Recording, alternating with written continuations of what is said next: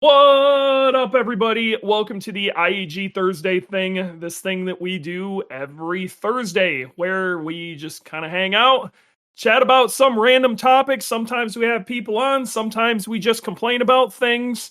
Sometimes we make fun of people with McLarens who come in here and try to show off. This is recorded every week on our Discord, and it is an open platform. So when we do this, it's every week on Thursday at 4 p.m. Eastern time. So whatever your time is between there, but 4 p.m. Eastern time is when we record these. And it's using a stage platform, so you have the ability to raise your hand, and if you want to come up on stage and talk, you can. And you got a question you want to ask on stage, you want to debate something, you don't agree with something I said, you're able to do that. Which is one of the cool things about this platform. It is recorded, and then we put it up on our Spotify, which is also getting bounced all over the place. Spotify, it's on Google, whatever that is, and we will have Apple up soon. I am sorry. Then it's in podcast form. So it's recorded live, but it is recorded, so then you can listen to it later. So you kind of get the best of both worlds. But we get a lot of the same live people in here, and it's a lot of fun. We got a bunch of the regulars in here again today, as we usually do, and I absolutely love our regulars. So it is November, and everybody's already starting to gear up for Black Friday and all the insanity. Thanksgiving's coming, and then it's nuts. This is a really crazy time to be in retail anything. We are doing a lot with kind of an early bird sale thing going on. I really don't like using this as a sales platform, but man, if you're trying to save some money on good parts, this is the time you need to start talking to people and getting stuff done. So if you've been saving your pennies, waiting for the right time's now. Call me, call James, email into IAG, whatever, and you will get to the right person. So either way, this week's topic, because unfortunately I had a really good guest lined up, and I'm really sad he couldn't be on. But it just wasn't working out because it is a crazy time of the year. Crazy time of the year. Had a great guest lined up, but we'll work on getting him on later. So this week's topic is something I've actually kind of wanted to talk/rant about for a little while. And it is, should you buy a new car with all sorts of new tech and new advancements and awesome stuff? Or should you modify an older car? And with the older car, how far back should you go? So there is some of this is going to depend on your personal preferences and what you want out of things. And that will really determine how far back you'd want to go, or if you'd want to buy a new one altogether.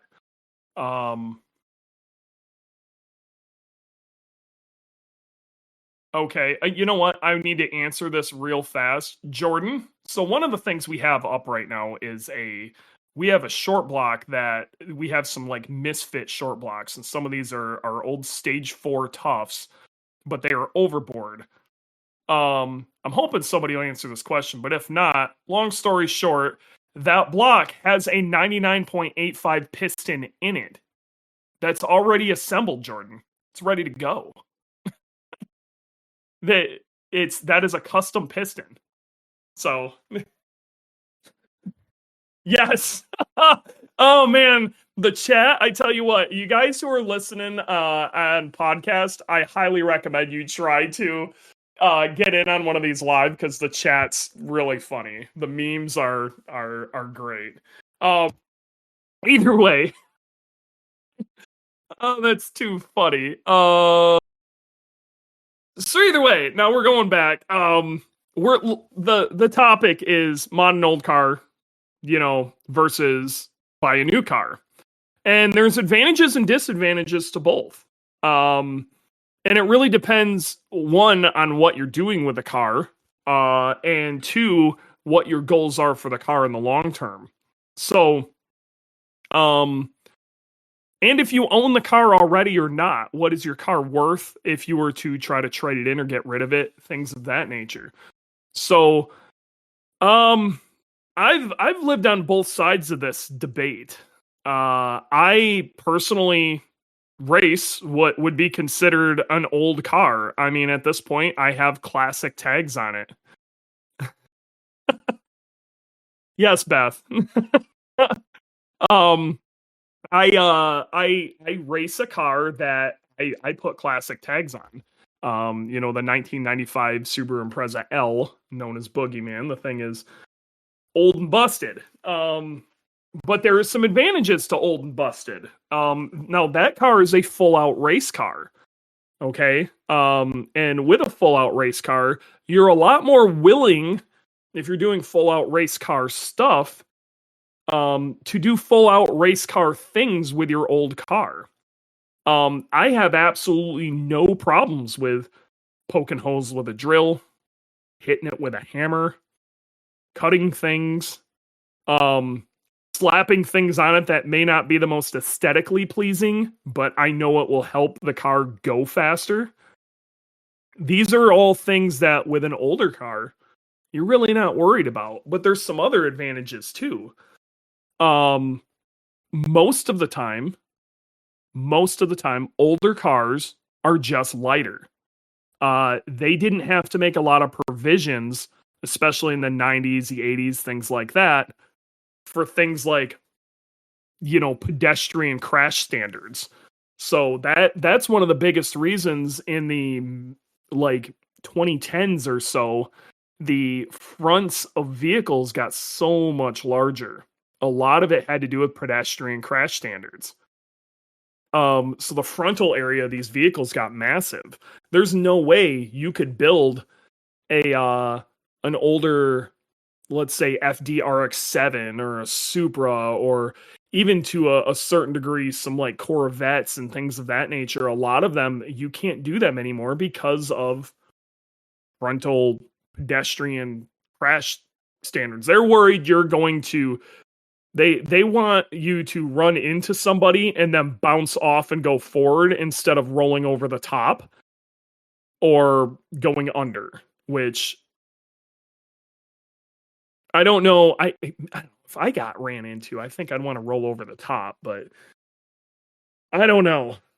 Somebody smarter than me has determined that is the correct way to do this. But also your bumpers have changed, airbag sensors, crumple zones for impacts, how cars are even just structural rigidity has changed. Now, that doesn't mean all of this stuff is bad. One of the things I just brought up was structural rigidity. As you get newer and newer in the chassis, the structural rigidity of newer vehicles compared to something in like the 90s, let's take my GC for example, it's not even comparable. If you take a VA or the new VB and compare it to my old GC, I drive a frickin' noodle compared to these vehicles. Okay, and that matters when you're trying to tune suspension. It matters in handling.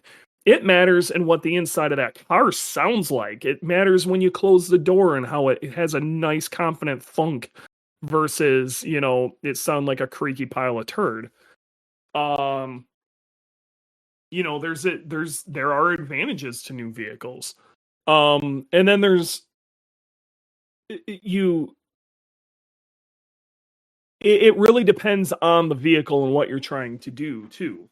Again, there's some of this stuff is for somebody like me who's really into race cars or just the driving experience or whatever. I don't care if I have a backup camera.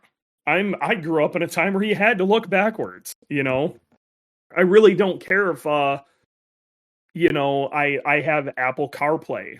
I don't need 5 USB ports. Honestly, interior quality means a little less to me than like just the actual feel and everything being in the correct spot. But you can really tell when you hop, like I hop into our 22 WRX and drove that around a little bit. The whole time I'm driving that car, I'm going, man, this would make a great daily. This would make a great daily. And the WRX, the new, VB chassis, kind of falls into what I'm going to call the in-between category of, it's not really new hotness because it's really the same basic concept. Gasoline turbo 4-cylinder up front, manual transmission, 3 pedals. It doesn't even really have fancy differentials or anything. It's got pretty basic brakes. It's pretty straightforward. That there is some new, direct injection. That new 2.4 liter is really good. You can make a whole lot of power on that with just bolting some stuff on. But it's got a lot of the flavor from the old cars. But then you go look at something like the thumbnail picture I had for this week. You go look at something like another car that I race against, and that's Cal's AMG GT. And Cal's AMG GT, that's a unit, man. Not only it's a Mercedes, so the interior is nice, but it's a very modern Mercedes, so it's really nice. It's got this amazing V8 engine with a couple of turbochargers on it. It makes boatloads of torque. It's got an extremely fancy differential. It's got a fancy transmission that just does exactly what you want it to do. It's freakishly aerodynamic. It is designed from the factory to do everything right. But one of the downsides to that is it takes a lot of electronic stuff, and a lot of nannies are put in place, and there's a lot of things to make that car work as well as it does right out of the box, that when you start to do things that aren't in that box, it can start fighting you. So, like I said, Cal's car is ludicrously fast. And a lot of the stuff that is kind of a pain in the ass to figure out on a boxy old 90s turd box like I'm running around with, make Cal's car, that all just came factory figured out on Cal's car. So, I was hoping Kanakry. Oh, he is in here. So Kanakry's still in here too. I mean, this is one of the things I really like about Street Modified as a class, because you kind of see it's very hard to go get an extremely nice car and use it for everything it's worth, because it's very limiting to what you can even put into Street Modified. So it makes this weird, you have to build a car for Street Modified to make it work. Kanakry, Jason, who is in the chat right now, he's big into McLarens, and he's had 2 of them. He actually brought I am not good on McLaren models. He brought one of the lesser ones and managed to shove it into Street Modified, and it was actually doing pretty well. And I think if he would have developed that more, it would have did great. He just typed in there 600 LT. I think that car actually could have been pretty devastating within class, but it's also a McLaren. I have a hard time believing, I'm sure he would back this up, for him to start running the times that like Boogie was running, he was going to have to start getting real serious. Okay. He was going to have to start cutting things. He was going to have to find weight. He was going to have to do aero, and you're going to have a hard time hacking up a McLaren to do that. So he's also got a 720S, and that is that's his rocket ship. At Lime Rock and Heartland last year in Street Mod. Oh, okay. Well, how many? You're thinking about the new build rather than the shitbox. So either way, what he did is he did what a lot of guys do with the exotic cars, and they go to track mod, which is set up for bigger tires and things like that. Now, I know I'm going very grid life with this, and I tend to do that a lot on this show, and I'm sorry. But fitting a car into the class that I run is kind of a pain in the ass. But I tell you what, given the choice between owning Boogie and owning that McLaren, I am diehard Subaru, but I'm gonna have a very hard time not hopping in that McLaren, folks. That does everything right. Okay, Jason hasn't had to do hardly anything to those cars to make them work well. He's just had to drive better. And he's done it. You know, he won a track mod championship this year with that. But going back to this, if you're building a street car or a race car, Jason's situation is on a far extreme. It's why I try to bring up, like, I don't know what the retail on either of those cars are, but they're well north of $100,000. They're very expensive cars. Slightly less crazy is Cal's AMG GT, which is right around 100K. But to build something on, as far as race car stuff, to the level of like Boogie, you're gonna end up spending in that ballpark, especially if you're not doing the work yourself. If you're paying a shop or something to build this car for you, you're gonna have almost all that same amount of work in there.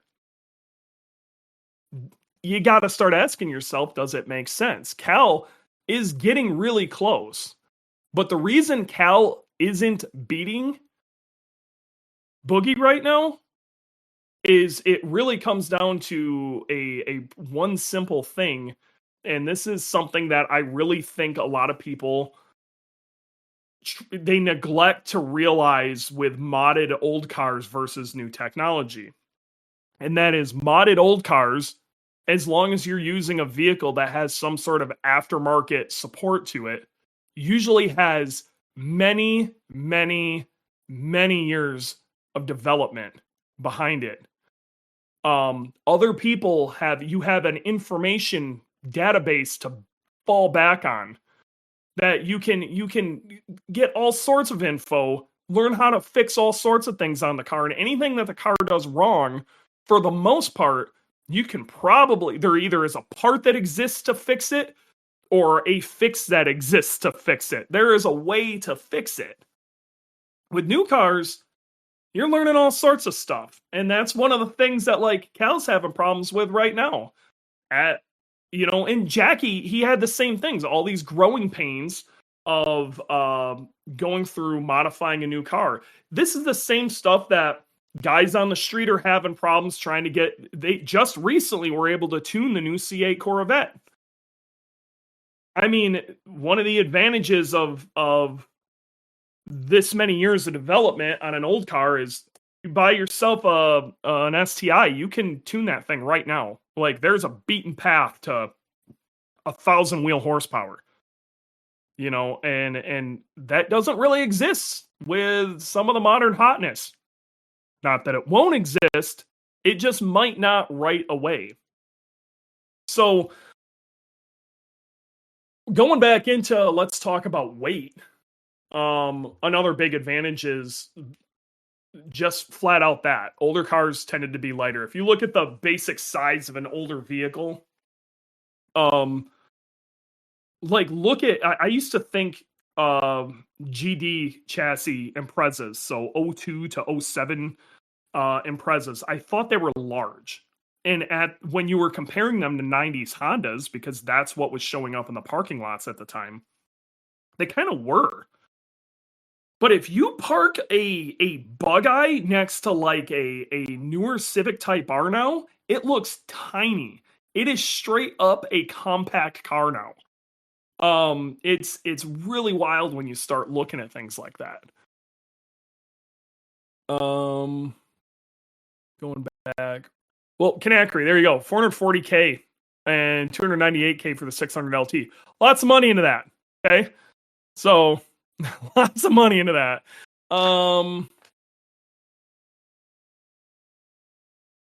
Yeah, Dylan. Sorry, I'm catching up on chat right now.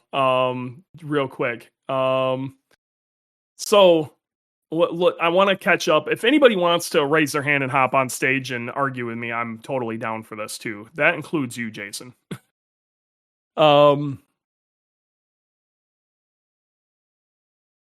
Yeah. So 440K for the 720 or the 720S and 298K for the 600 LT. Man, that actually is kind of a bargain if you think about how much the 600 LT is going to the 720S and how much faster you went. That's and again, Boogie's got one person down here put, and I didn't see it where, oh, it was Bev. Boogie has personality though, and it does. And I want to, that's another thing about modifying a car, especially an older car, and not being afraid to hack the shit out of it, is that car is going to have its own personality. But I mean, it ain't a McLaren. It just ain't. And no amount of money into Boogie's gonna make it a McLaren, okay? Josh, I'm over 100K and mine can't get it off the jack stands. That tends to happen with a lot of these big builds. And you got to watch out. It's a very slippery slope. I'll be the first one to tell you. But when it's done, Josh, you're going to have McLaren-like performance. But you're going to have Jason Kanakry with the McLaren can't even go out and say that, well, you're not going to have McLaren-like reliability, because he's had his own issues too. I honestly think that we're not too far off of each other at this point. I wanted to pop here and listen to Eric. I'll have come back and argue later. Hey, I'm down if you can come back on. I am super down. What is it? Kind of want to buy a 570 GT4 and detune it for GLTC. Could you detune that enough for GLTC? That would be pretty sweet. I'm going to build out bought a whole different world. Yeah. There's no matter what, when you're building a race car, there's going to be a build to it, even if you do buy a very nice one. That's how it is. Turning a street car into a race car is always going to have some of that in there, and everybody's going to have their own weird approach. But then you have like the street car conversation, and this is where this gets even murkier. What you want out of the street car can really depend on what makes sense and what doesn't, especially when, newer street cars you can make. Let's take the new WRX, for example. I mean, you can get a bottom one for about 35 grand, and with basic stage 2 parts make basically 400 with that.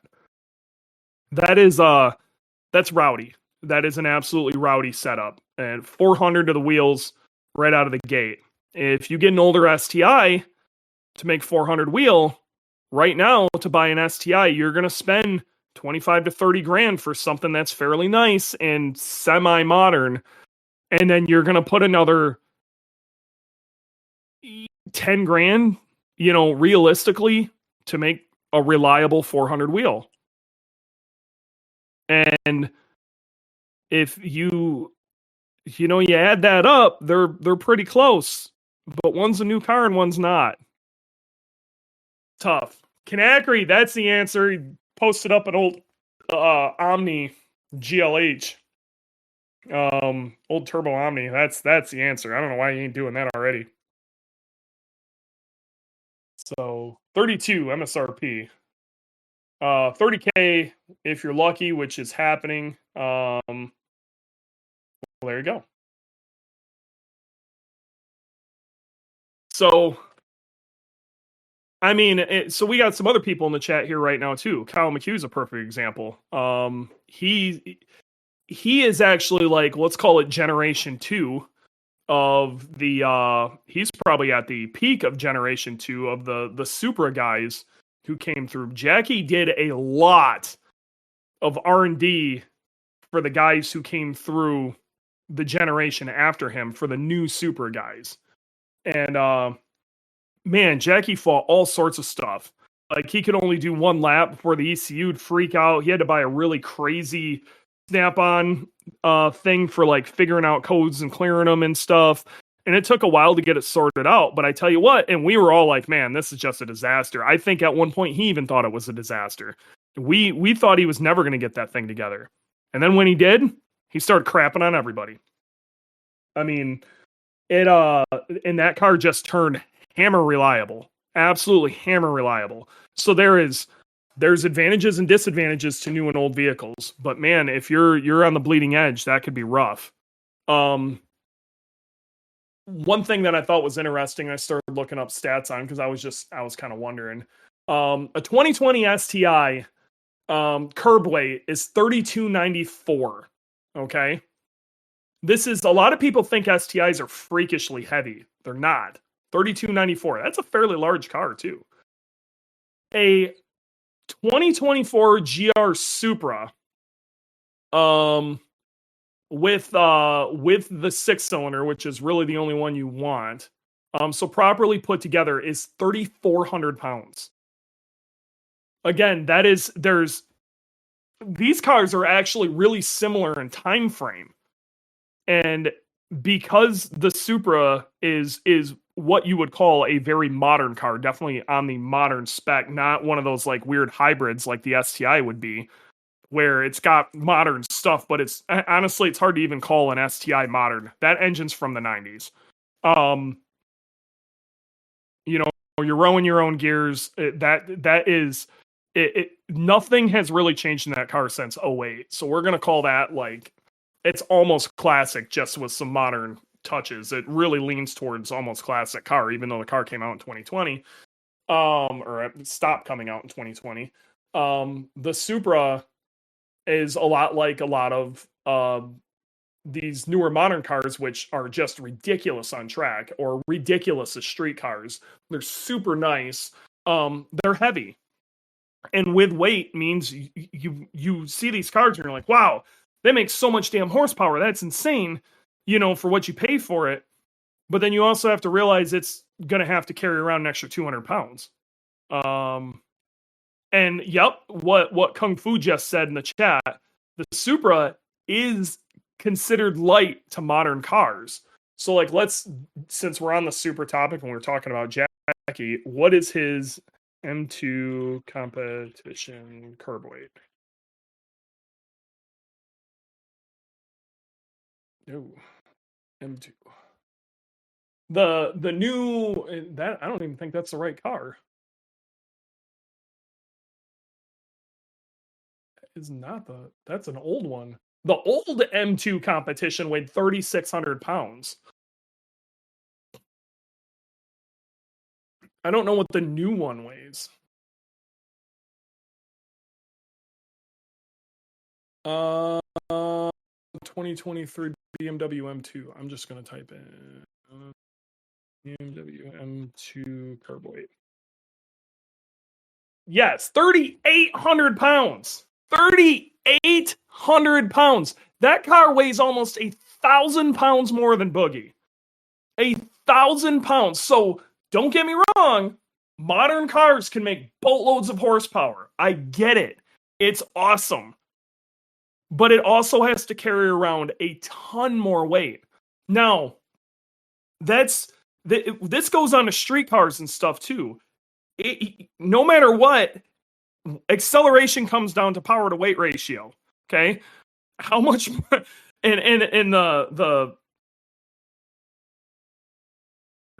less your car weighs, the more horsepower it makes, the faster it's going to go. It is really, really that simple. Now, I'm not saying you can't make absolutely boat tons of frickin' horsepower in this M2 and or the Supra and or anything else. Even the new WRX is kind of heavy. I want to say they're like 34. Okay. But an older car, a Bug-Eye, was 3050 stock. Okay. And with a couple of modifications, you're going over 3,000 pounds. With not having to kill yourself, you can keep it under 3,000 pounds, or like a GD chassis STI, you can keep it at or real near 3,000 pounds without having to kill yourself.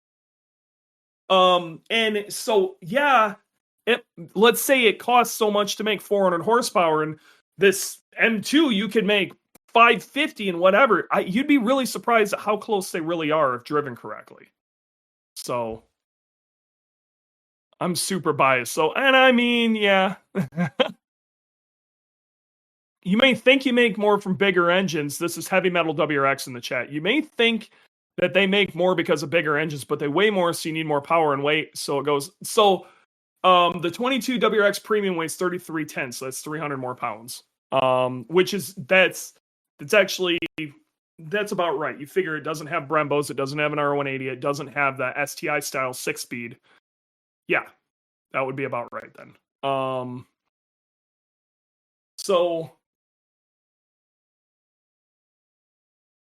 it's just a lot of these new vehicles, they seem you look at the specs and you're like, this is incredible, but they have to do all these insane things.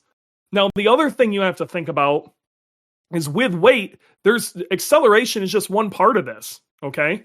So again, this goes back to a street car. If you're driving around on the street, this stuff that I'm about to say really matters.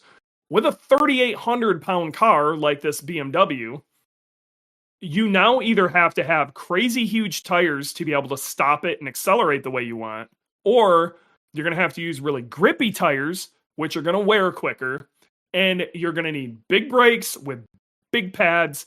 The upkeep costs of heavier cars is just more. This is why people like Miatas. This is why I like BRZs naturally aspirated for track use. It's dirt cheap. The tires are small. The brakes are small. The weight's small. So the price is small. You can just get tons of laps, have a great time. I'm having a good time on the street. I'm not shredding tires. I'm not shedding brakes. I'm getting decent gas mileage, though. Modern cars, I bet you this BMW still gets 25, 30 miles a gallon, something like that. When your car is lighter, your engine has to work less. Gas mileage comes into play too. Gas mileage like Heavy Metal WRX, it's definitely a play there. Newer cars with direct injection, small displacement with turbochargers, things like that, they can do a lot for you. But there's something to be said about an older car that weighs practically nothing. A CRX HF from like 89 or something like that, those things can be driven to like 70 miles to the gallon. That was way before the Prius was even a twinkle in Toyota's eye, okay? And those things could get crazy good gas mileage on poo gas. You didn't need to plug it into anything, it just worked. So there's that happy medium there. You really have to ask yourself, what do I want out of this car? And what would make me happy? If it's driving for an experience and not to impress anybody, I'm willing to believe you'd be happier in an older car. Mod what you have, or if you're thinking about a project, instead of maybe looking at a new BMW, maybe go, why don't I pick up an old STI and play with that? Let's pick up an old Bug-Eye. Let's pick up a GC. Hell, there's even a thought into picking up an older BRZ and just getting wild with it.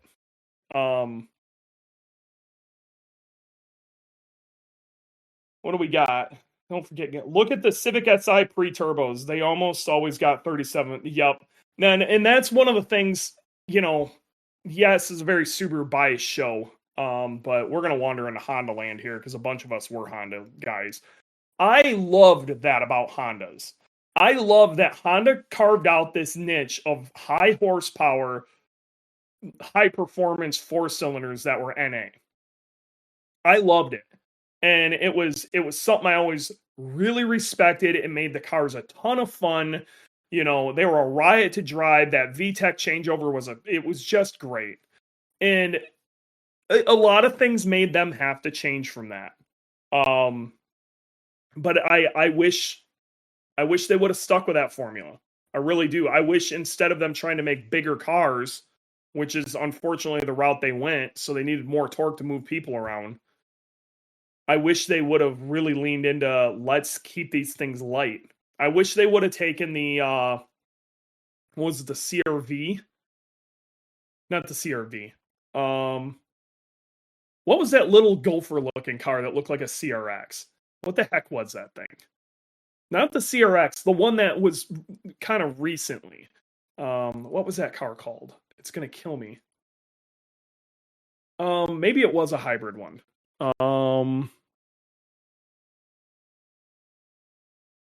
Man, that's gonna bug me if I can't figure out what that was.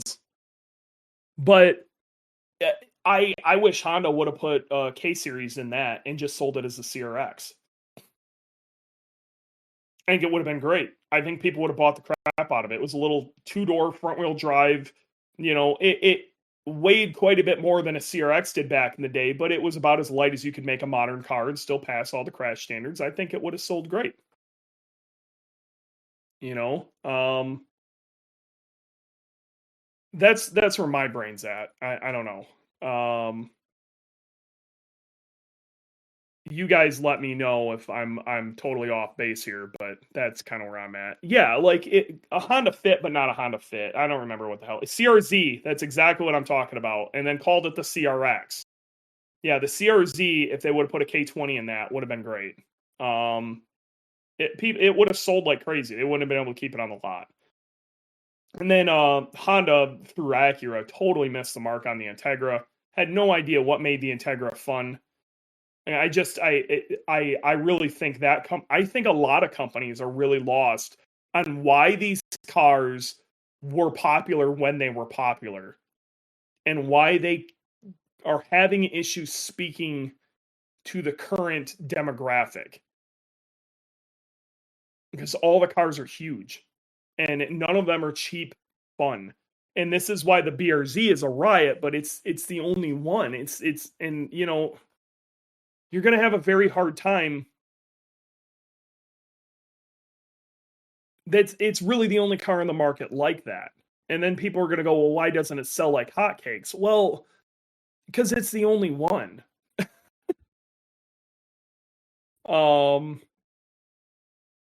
That's an old Audi. I dig it.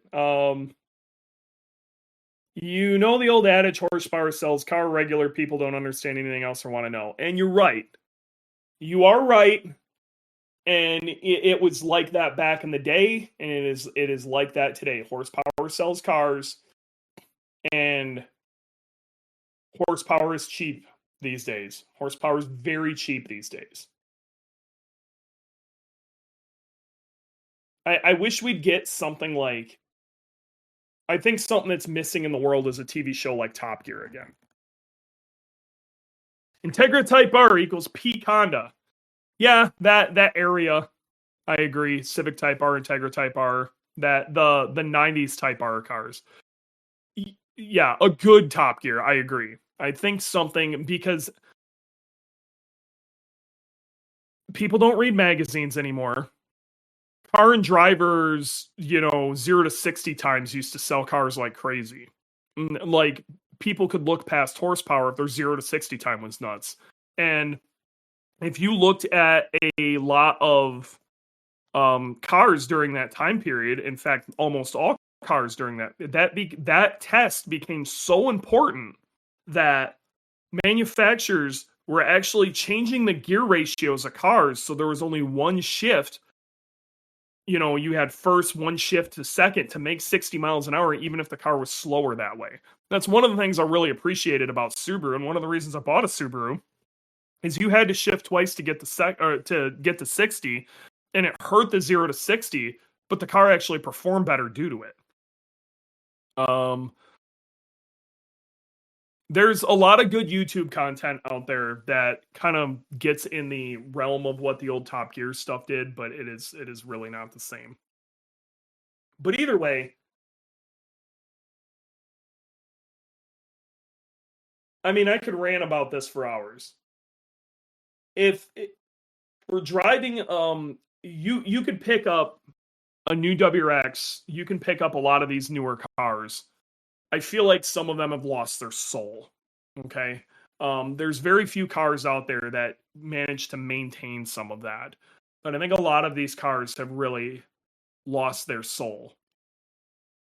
And they might perform way better. But there is a certain degree of engagement that you're missing, especially the more disconnected you feel with what's going on the outside. Electric power steering has got a lot to do with that. These new cars have tons of sound deadening. A lot of them are piping in sound from the engine, or fake engine noises. You're very disconnected, and now so many of them are not coming with manuals that you as a driver are getting taken out of the experience too. And now you're starting to run into electric cars are making a big play. And I think I'm actually kind of worried about, like, the kids going through high school. They're going to still have options. But man, my 4-year-old, I don't know what's going to be a cool car to him, if there's even such thing as a cool car to him.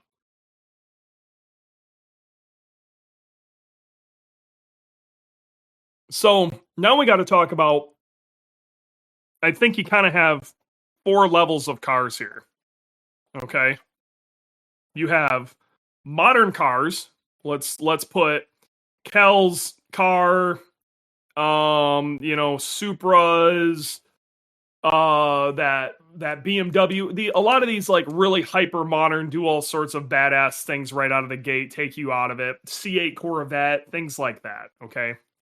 That's going to definitely fall into modern. About as modern as it gets. Okay. Then you run into these quasi-modern cars, which they have some of the features. They're either based on, they have a lot of the modern technology, but they're kind of this weird bridge. Okay. They're this weird bridge. So let's say the new Z. Okay, the new Z is a good example. It's got one of the newer twin turbo Nissan 6-cylinders, but it's basically a 370Z with that engine in it and a reskin. That's really what the car is, and it's pretty straightforward and simple what that car is. You could probably put C8 vets in here, or sorry, C6 vet or C7 vets in here. You could put, I would say that the lowest example of this on that scale would be the new WRX. Okay, the new WRX would fall into that because it's still using the same basic stuff, but it's got a newer direct injection engine, but you are still rowing your gears. It's got some of the old, some of the new. The interiors are still, they're quite a bit nicer. You have that like infotainment stuff in the center. There's a lot going on, okay? Then you take one more step back. This is where I'm going to put all STIs, okay? This is going to be, I don't know, more modern classic, I guess. I don't know what you would put this in. This is going to be pretty much all STIs. The older the STI you go, the more towards just straight up classic car this goes. The newer the STI you go, the more this starts turning into one of those quasi modern cars. Long story short, the STI engine is from the 90s. Okay. But if you get one of the later model STIs, you still have nice audio. The interior's nice. Like, the gauges still feel pretty new. But you're still dealing with like a strut suspension, port injection, basic stuff. Like the stuff that worked on the old cars works on the new cars, but you also have a lot of the nice stuff. But with a lot of the nice stuff comes a lot of the nice problems. Like, the car is heavier. You might run into some cooling issues. It's physically kind of large. So that's when you start. I think we're going to actually have to make a full one more thing back here. Now you're going to have to run into what unfortunately is starting to make me feel aged. We're going to have to straight up call a classic car. or a older generation, old tech. Maybe old tech is a good term for this. This is where you're going to stick your GCs. You can probably put your bug eyes in here. Okay, old tech cars. I'd say 90s Hondas would fall into this. And then you have a few cars that kind of bounce in between this. Let's say a C6 Vet would be in between these two. You have 350Zs. You'd probably put a lot of your twin turbo cars from the 90s in here. This is going to be 90s and 2000s S cars. I would also say early BRZs actually fall into this. They feel like 90s cars. They're super basic. That's one of the appeals to them. But they do have some modern issues. So they are direct injection. They do have electronic power steering. You know what? We're just going to throw that into that quasi modern thing. Or actually, what was that? Modern classic. And now we're going, I don't know. But either way, so then you run into that time frame. The problem with these cars is they have a lot of the old car problems. Most of them are running pretty standard suspension designs, like on a GC or a GD. It's all struts. Tire fitment might not be the greatest. These cars' chassis are getting old. The interiors are kind of crap. The advantages to this is you're going to be more in tune with the car. The car, your driving experience. This is when the kind of the height of driver experience and technology helping the driver experience versus technology almost taking the driver out of it. Right in this area is where you would get. Unfortunately, these cars are getting older, and they're going to take some work to keep up with these modern cars. And it's going to take a good amount of work. And they're going to take more maintenance, and in some cases, parts are even getting harder to find. So it could be rough. These are cars that are going to take work and some extra love and some understanding. But they're rewarding. And the advantage is you kind of have, we're going to go into, I don't know, ancient, ultra classic, I don't know what you want to call it, but stuff before this time, you start running into issues with getting a lot of the things that weren't just the nice thing about your 90s classic cars is they still had things like ABS. A lot of them had power windows. You still had, they weren't afraid to use a turbocharger. Chassis design actually was okay.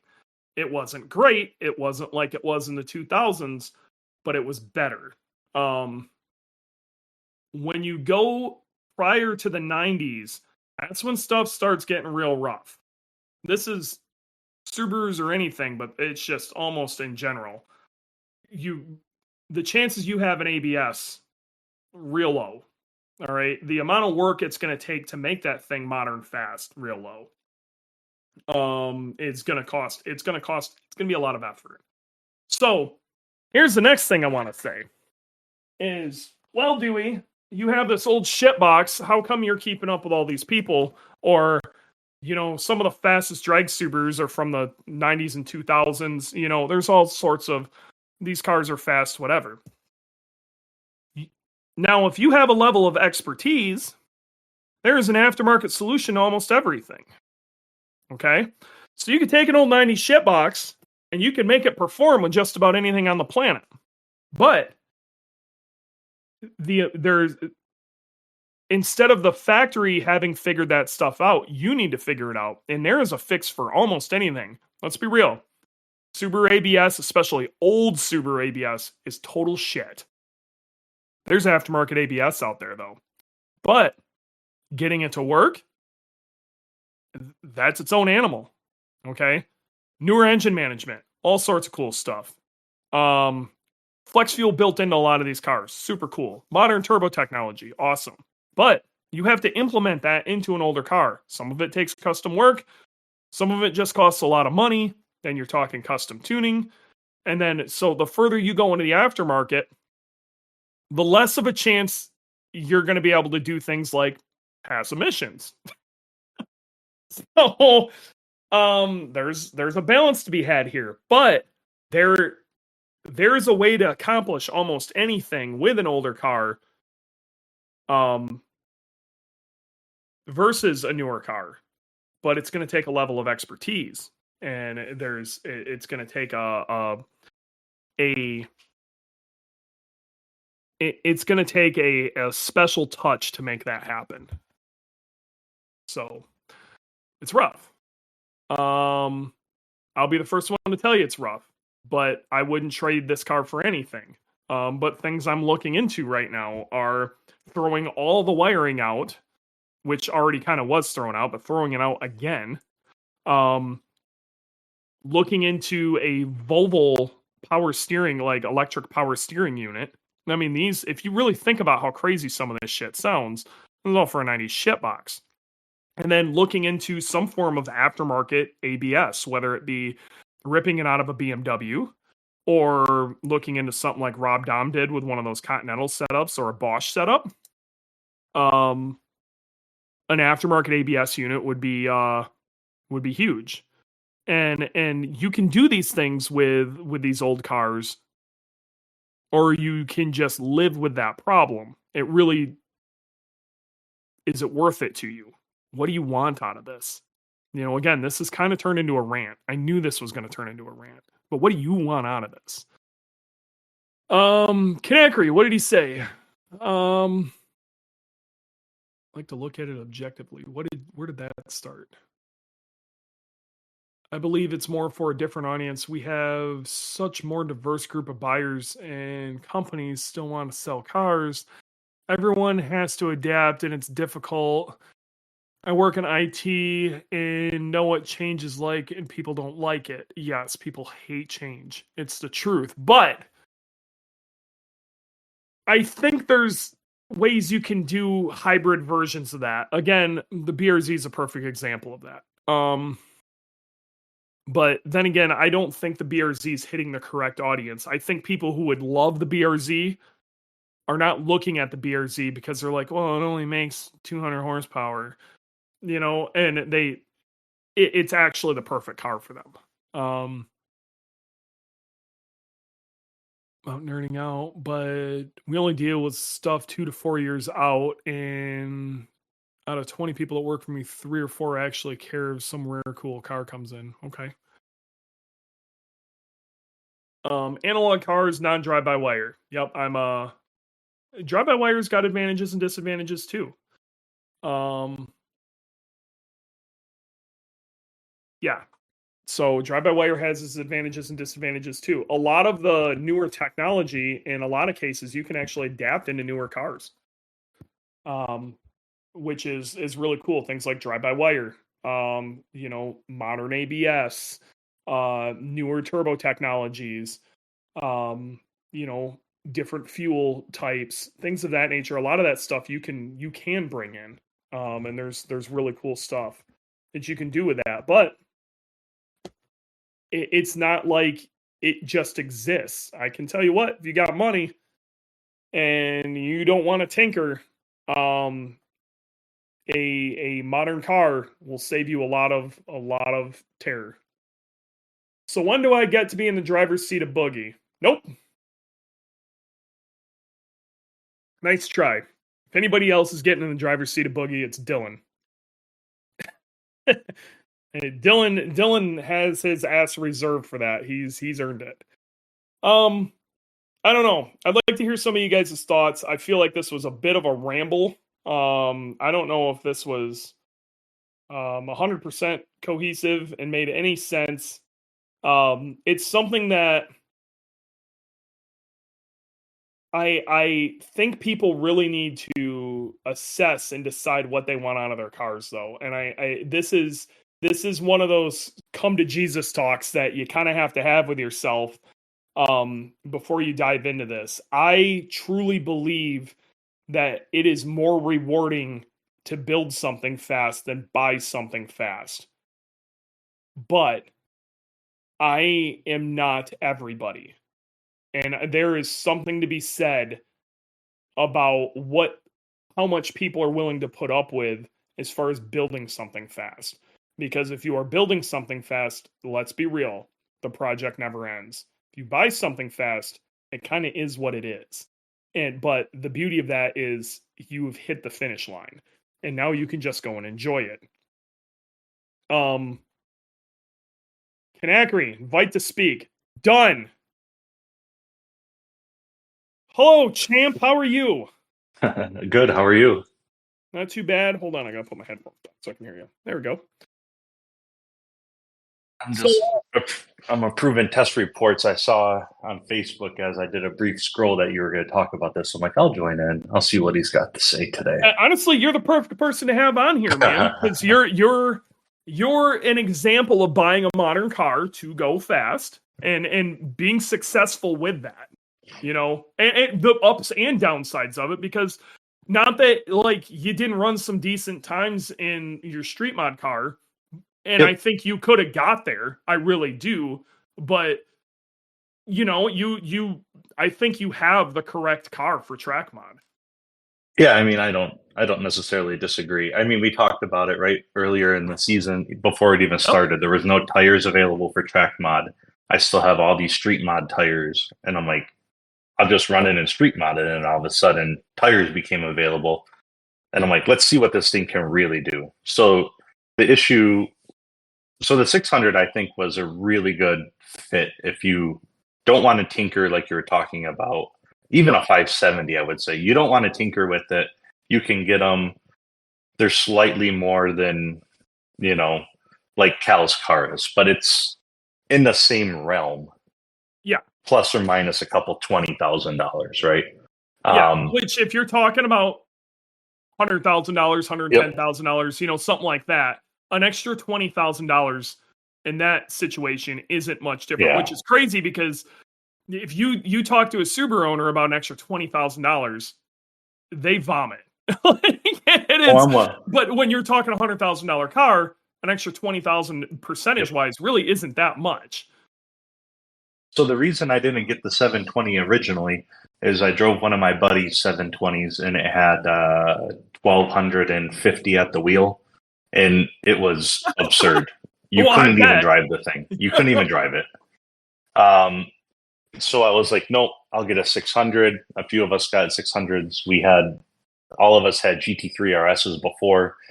One got a 600, and then he was faster than everybody. So then we all switched to 600s.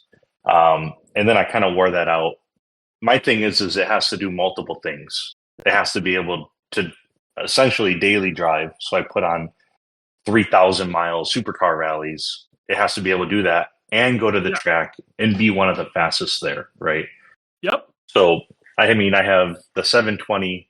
I have a full caged, supercharged E92 BMW M3 that makes 600 horse, and then the Omni as well.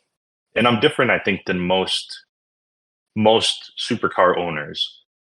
So with the 600, the only thing you could do is really swap the wheels on it. Everything else was set. Anytime I try to do something, I showed up with a GT4 wing on the back of it. It cost $7,000, and I melted it at Gingerman Midwest Fest last year. 7,000, like thrown in the trash. And then I looked at the data, and the times and everything was exactly the same as it was stock.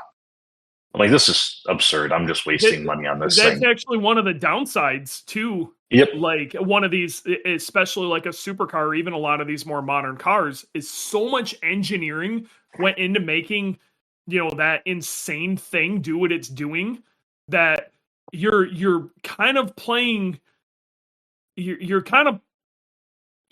messing around with math you don't understand. You know what I mean? Correct. You're out here trying to play checkers when it was 4D chess that built this car.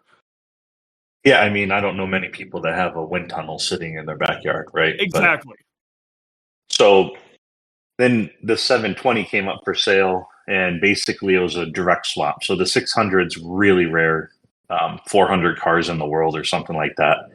So it was just straight swap over. Well, the 720 has more tire, more camber, active aero, same weight, more power, more everything. So I'm like, oh, this is the obvious choice. Let's get it. And so I used it at Lime Rock and Heartland last year. And at Lime Rock, it was on like terrible old AO52s, and I can't even remember what it was. I think I ran like a 56 or something. Yeah, you were still getting around, but it wasn't. You said you were fighting it pretty good. I mean, I looped it in the first turn on the first lap in front of everybody. I mean, it happens. I've been literally loaded the car, never drove it, went right to Lime Rock. But I like to tinker. So like I said, I'm different than most. So I'm trying to put like old shitbox mentality into this new thing. And so over the winter last year, I spent $40,000 on carbon fiber aero. And to be honest, the only reason I went to Heartland this year is because it was the only place, because the motor blew at Road America. Yeah. So I couldn't go to Lime Rock. I just want to put this into perspective too. And this isn't, I know this is kind of a pain point for you, but I need people to understand this. Just because you spend a lot of money on a car does not mean failures don't happen. Failures still happen. And I tell you what, they can be really painful when you are talking a very expensive car. They come with very expensive engines. Do you mind sharing how much you paid for your engine that you had to put in that car? Yeah, so I bought a crate motor from McLaren, so brand new turbos, everything. Basically, they dropped the motor, disconnect all the lines, connect it back to the trans, put it right back up, and then done. So that was $85,000. Yeah, $85,000. Now, I wanna put this out here. That was a new turbo. That was everything. When a Subaru fails, more than likely we aren't replacing the turbo. Okay. Yep. So if we were to go through and like replace the turbo kit with an engine failure of some sort, like on my car, I'm not going to replace the turbo kit. But I had a pretty nasty engine failure. If I were to go through and replace the turbo kit and the dry sump and everything else, my engine would not be the price of a long block on our site. My engine would be like $40,000, Sure. And yours. So when you look at it like that, you have twice the cylinders and it's a McLaren. There's a lot to that. Like that's just, it in all reality, that's how much that stuff would cost. And Yeah. So you got everything. So it's a little different and it's not fair. It's really not an apples and oranges comparison. It's not like you got a short block for $80,000. That's not what that was, It's not. And what's weird is like, so talking with the mechanic, he's like, this is what's happening. People are blowing up their 720 motors. So basically, people think the 720 is just a straight line drag car. It just annihilates everything. I mean, you saw what it did last year on 285s, not warming up the tires at Heartland. It just annihilates everybody. Yeah, and it's fast. But then nobody ever, like, there's three of us that bring it to the track. So it's me, Andy Hollis, and one guy in California. Yep. And so everybody thinks that it's just this drag car. Well, all these guys tune it, they blow it up, they bend rods, like it's well documented. So there's more blown up 720 motors than there is the older motors, which people are wrecking. So they're destroying the car. So you can get an old, and by old, you could get a last year's 3.8 on eBay for like $20,000 for a McLaren. Yeah. But a 4.0, which is only in the 720, 765 and Senna, is like $50,000. So why would you ever buy an eBay motor when for $10,000 more, $15,000 more, you can get a brand new McLaren sealed 0 mile built by Ricardo motor as if it's from the factory? Like, it doesn't make sense. So yeah, it's very weird on what's available, who's doing what, and what's going where motor wise. And I know there's a couple guys that we collectively know that are getting into rebuilding McLaren motors. One of the guys, a former Subaru guy, I believe. Yep. And that was an option too. And that might have been the best option in the long run, but that was 150K, but with a 5-year warranty and built to make 1,300 horsepower, Yeah. which And I mean, that you car got to ask doesn't need. yourself, does that make any sense? No, you don't need that. Your car is a freaking bullet, and that is coming from somebody who drives a bullet. Yep. It is. Yeah, It is fast. I was looking at the speed up over Alpha. I don't know what you were doing. I don't know if we ever compared, but I didn't hit the brakes into Alpha until I was all the way up over the hill, and it was doing 162. I think I was in the 150s there, which is moving. Don't get me wrong, but I had to hit the brakes quite a bit earlier too. I don't have the tire to slow it down. Yep. I don't have anywhere near the modern ABS you do. And you're also a class higher than me, so I would expect you to be going a little quicker. Yeah, which is weird. So I kept looking at the data last year versus this year. I was only 0.4 faster. But last year I was on brand new RE71 RSs, and this year I was on really old Supercar 3Rs. So maybe about the same. Maybe. I don't know. The issue with the 720 and Street Mod was it would just blow the rear tires off. You could only get one lap in. The rear tires would be gone. That's kind of what I want to get at, and like depending on what let's talk about Street Mod or just any sort of performance situation in general. What'll happen with a lot of these modern vehicles, especially with rules that are written for older cars, is it forces you to kind of put that car in a situation that it wasn't designed to be in. And that was I think the biggest issue with you trying to run Street Mod with the other car is I just think it was in a situation that it was not designed to excel in. So it's trying to do something it really wasn't built to do. And Agreed. that's not, and I also, that's kind of like my whole thing about, the topic today was some of these modern cars are getting put in especially with rule sets the way they are. A lot of these modern cars run into problems like that, especially if they need to run crazy wide tires or whatever. I don't think, like, there's rumors that like Jackie is going to bring that M4 into street modified. And I get nothing against Jackie, who has done amazing things and have proven me wrong many times before, but that car is still 3,800 pounds. His will be lighter, I'm sure. And I don't think a 285 is going to work on that. No, and I fully agree. I think that thing's 305, 325 from the factory. Something like that, yeah. Yeah, so now you're shaving 4 centimeters of width off the back tires, right? Which probably isn't that big of a deal, but the front's huge. It's a front engine car. Yes. A lot of the weight is up there. So the front's going to be the big factor. I mean, in my E92, when I run my squared 305 setup and I drop down to a 285, it's almost 2 seconds slower at Gingerman.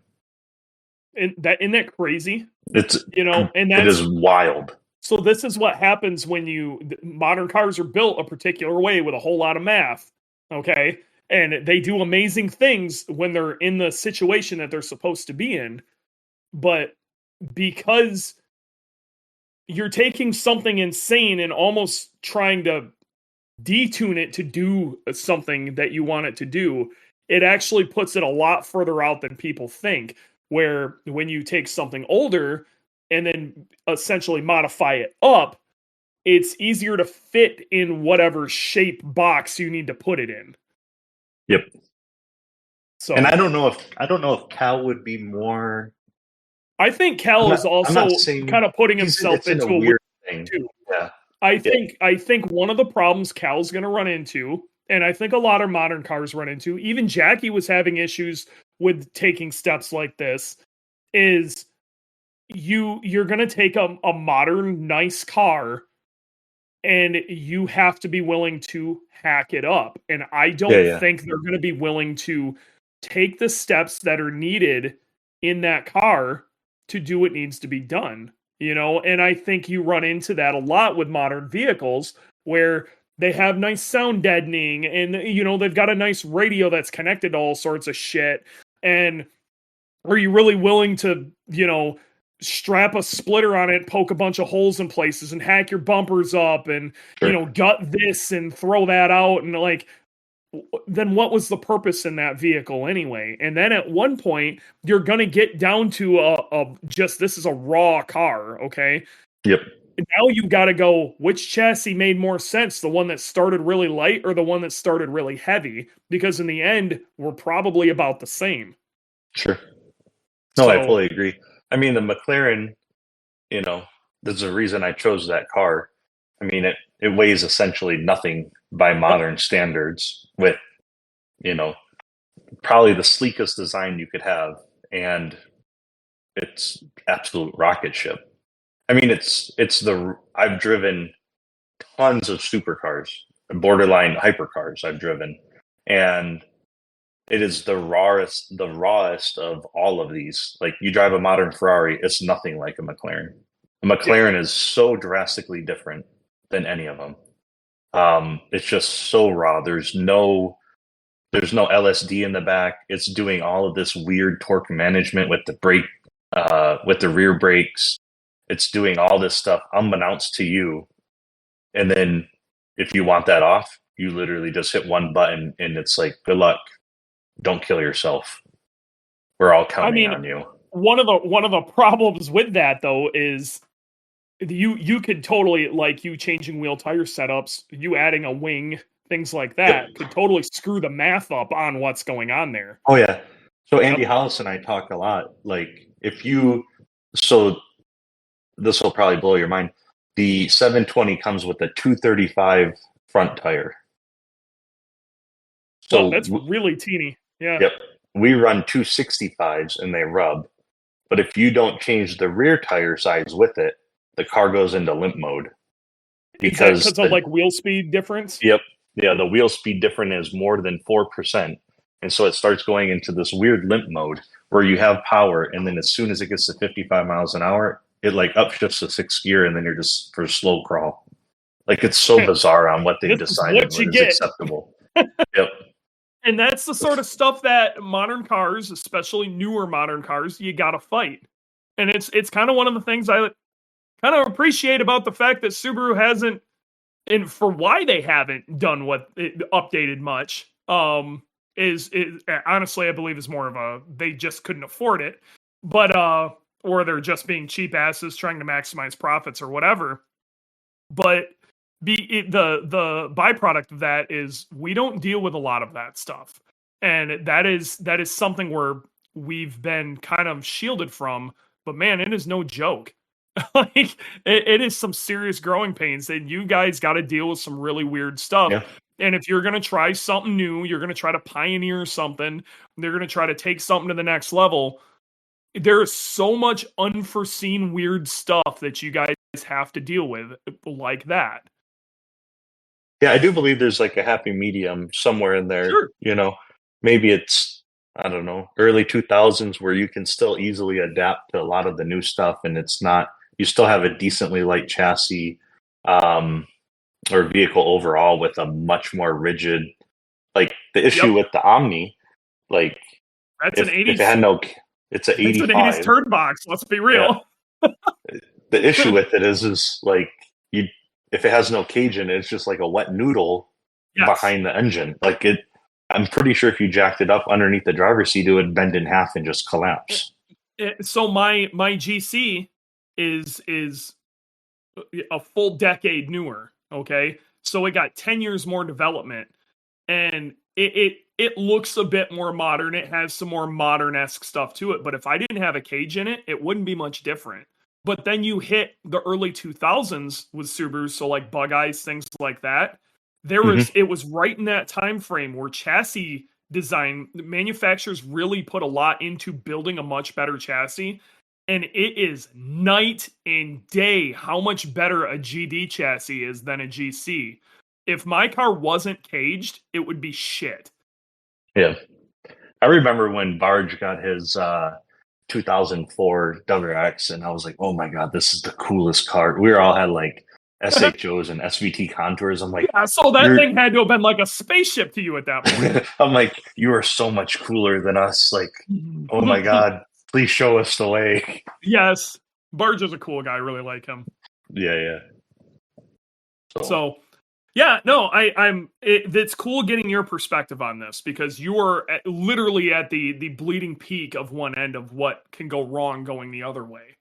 And I think that, and I think, I think Amick might have said something at Midwest Fest where, I mean, at the time, a lot of you jinxed me there because the car was perfectly fine there, and then the next event, not so much.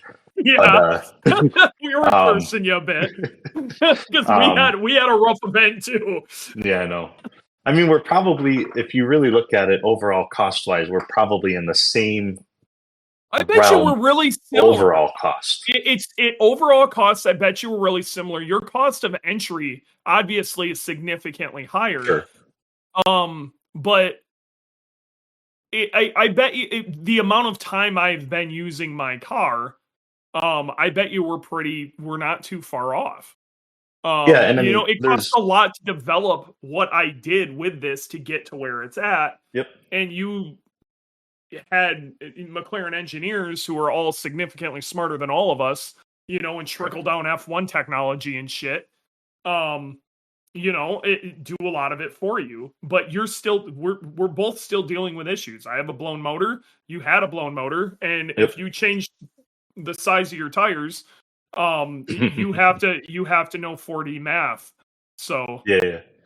My aero guy just sent me a thing today. He said, we're working on this for you right now. It's a wide body kit. Is this something you want to? I'm like, I'm probably not even running this car next year. Like I am like dumping tons of money into a BMW for GLTC right now. Yes. The thing still hasn't started. You and I we're gonna have a good time banging doors in the not too distant future in that class, I think. I feel like somebody asked me, I think maybe it was Robbie on 10/10s. He was with me down at the last rally. I'm like, I feel like I proved what I wanted to prove to myself, I guess to others, that people with these cars can use them, blah, blah, blah, however you want to quantify it. I'm like, what am I going to do? I'm not going to dump $100,000 into this thing to go mess around with Ferris. But that's where you're at, and that's another perfect example. Ferris dumped $100,000 into his Corvette. You know what I mean? And like, I gotta be real. I don't know how much longer I'll be messing with Boogie, but if somebody were to say, here's $100,000 check for Boogie, I would know exactly where I'd spend it. I know right where it would go. I wouldn't even leave the class, but I know exactly where it would go. And I could tell you where I could spend $100,000. And that's kind of terrifying. I'd be lying if I said I didn't. I'd be lying if I said I didn't entertain the idea of going to a few select races with street mod tires just because I have them next year and just be like, all right, let's see how it goes. Yep. Find out. Walk around and find out, my guy. Yeah.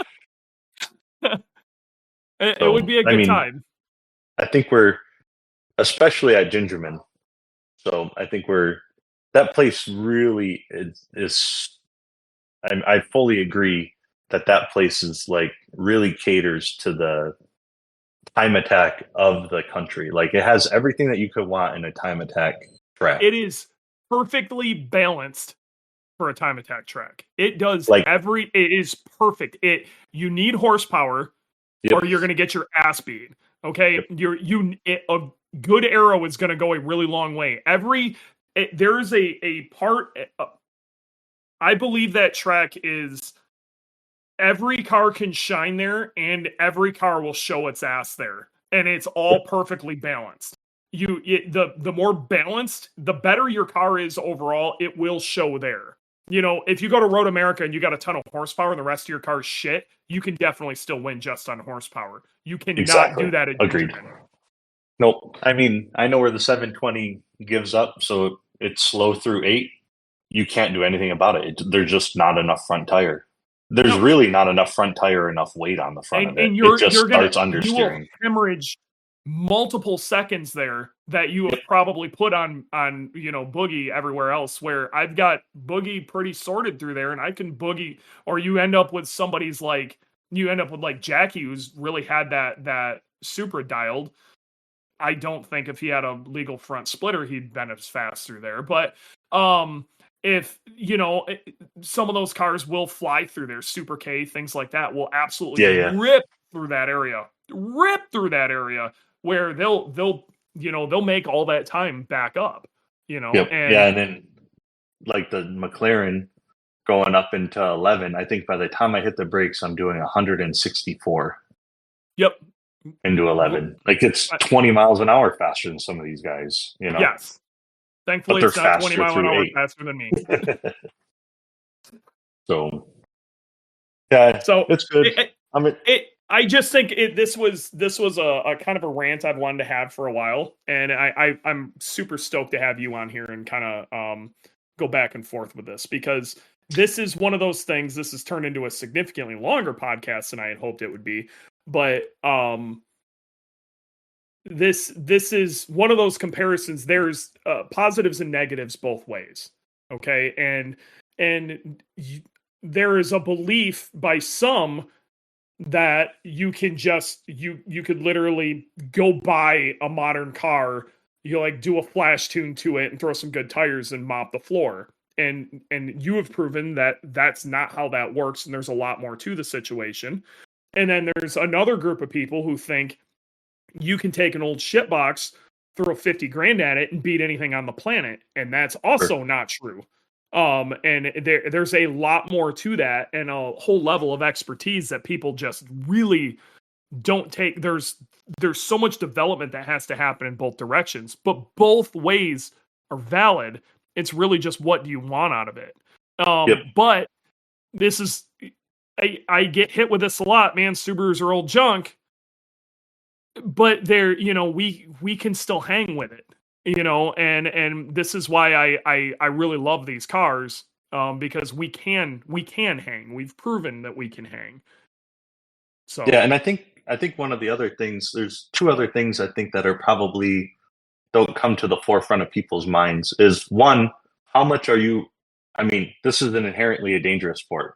I mean, knock on wood, we both had fire issues this year. We both came across relatively unaffected, except for financially from this. We're going Looney Tunes fast, both of us. Yep, exactly.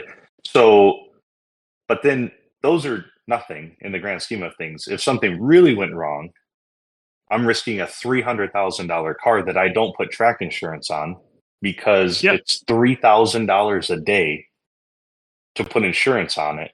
And then they don't even kick in until there's 45 grand of damage. Yes. So it's like pointless. Like, let's be realistic. Like, and then I'm on the complete opposite spectrum of that. Yep. If I put track insurance on my car, let's say I put $100,000 track insurance on my car, they're going to fight you the whole time. I will fight it for years to get a quarter of what I have into this car. You'll never get it on, because they're gonna look at it and they're gonna go, that's a 95 Impreza, no matter which way we look at it.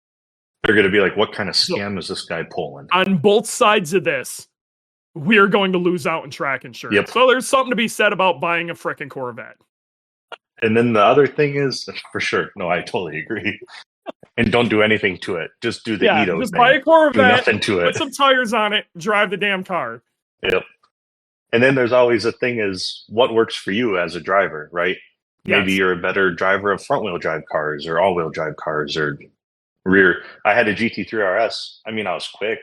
I don't feel like I was the fastest GT3 RS driver in the country by any sense of the imagination, right?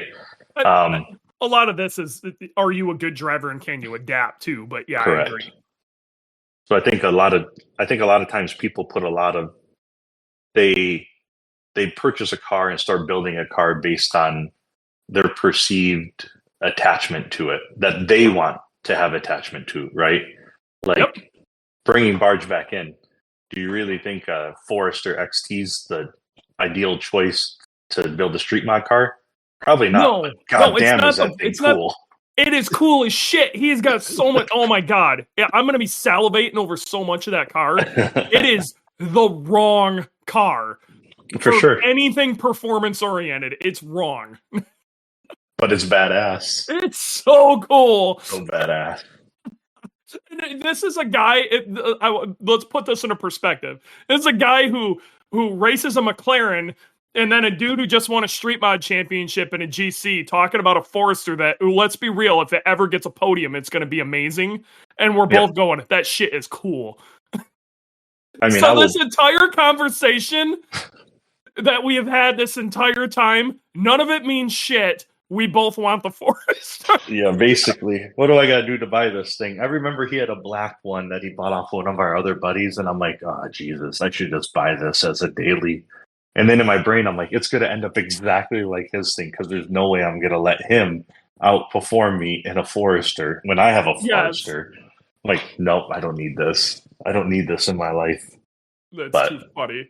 It's going to be sick, and like I wish him the best of luck with that. Honestly, I almost want to have him on the show and talk about what possesses a psychopath to go this hard on something that, let's be real, the chances of you, like, if he ever ekes a podium out, we're going to lose our shit. Like, we're carrying him to the podium for third, okay? If he gets a podium or is even in the running and I'm not there, I'm going to have to private jet it just to be there. Dude, we're spraying champagne. We're losing our shit. Like, even if I win that event, we're going hard for his third place. Okay, that's all that matters. We're hanging pirate flags. We're doing the whole thing. Okay. Yep. Well, It'll be so sick. All right, man. I gotta end this thing. It was awesome I am super stoked to have you on. Maybe I'll have you on again. We can chat about something like this again. But I'm happy you jumped on and chatted with us. Again, this is a very super-oriented podcast, but it's cool to hear the other side of this in a completely different perspective, and I appreciate it, man. Yeah, thanks for chatting, and I will see you, Mr. Street Mod Champion, at the podium. Yes, you too, Mr. Track Mod Champion. Let's go get our trophies and run around PRI like a bunch of idiots. It's going to be great. Exactly. All right, I'll talk to you soon. See ya, bud. Bye.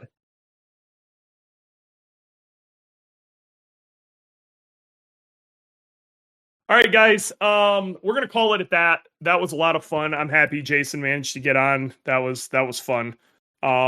It really, in the grand scheme of things, in the very end, you really heard what this whole rant is about. None of this matters. Build what you want to build.